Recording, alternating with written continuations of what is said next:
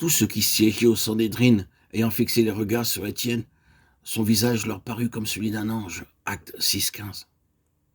Étienne était un homme ordinaire, duquel nous ne savons rien. Il apparaît soudain sur la scène et ce vase élu s'occupe de simples tâches, accomplissant un service ordinaire en faveur des pauvres et des veuves, sans attendre une récompense. Cependant, tous les hommes virent qu'en fait, il n'était pas une personne ordinaire. Son désir était de plaire à Dieu et sa vie était victorieuse. Parce qu'il choisit d'obéir à Dieu, il était rempli du Saint-Esprit, de sagesse, de foi et de puissance. C'est le privilège de ceux qui sont choisis par lui. Si vous avez dans votre cœur le désir de faire la volonté de Dieu, attendez-vous à Dieu et vous verrez qu'à sa façon, il vous donnera ce que votre cœur désire. Obéissez-lui ainsi qu'à sa parole.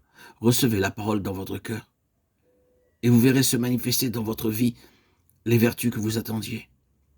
Vous deviendrez le vase élu de Dieu selon son dessein.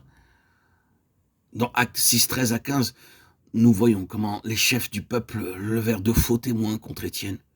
Puis des anciens et des scribes enflammés de colère se saisirent d'Étienne, le menèrent devant le Sanhédrin et l'accusèrent.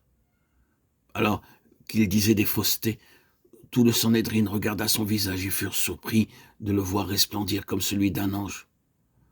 Tant de personnes s'opposaient à une seule personne. Tout le Sanhédrin était contre lui.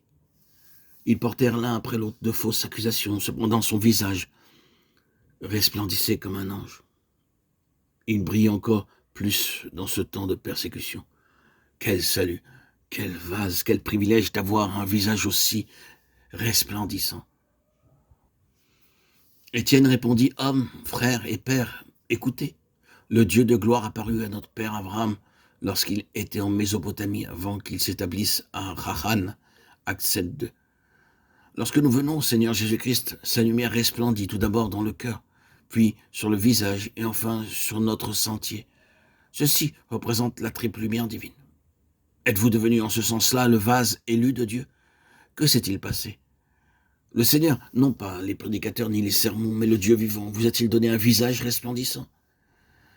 S'il en est ainsi, votre visage brillera de plus en plus chaque jour en dépit des tribulations, des épreuves, des difficultés.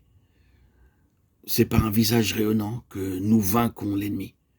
Il n'était pas besoin d'un avocat pour défendre Étienne, son visage resplendissant était son avocat. Il devrait en être de même pour vous. Malgré la haine, la persécution ou le mauvais traitement des autres, vous devriez toujours avoir la lumière sur votre visage comme témoignage. 2 Corinthiens 4, 6. Alors que vous attendez au Seigneur, il y aura davantage de lumière sur votre visage. À votre insu, d'autres verront la lumière de Dieu sur vous. Et en ce jour-là, vous remercierez Dieu même pour la souffrance. Remarquez la défense d'Étienne dans Acte 7, 2. Il ne dit pas « Oh, ennemis, écoutez ». Il dit « Mes frères, écoutez ».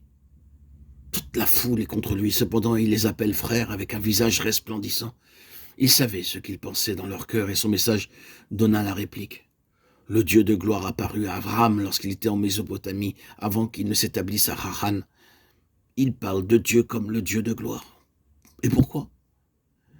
Afin que cette nation, étant la postérité d'Abraham, obtienne la même gloire. Mais Israël avait tout oublié à ce sujet.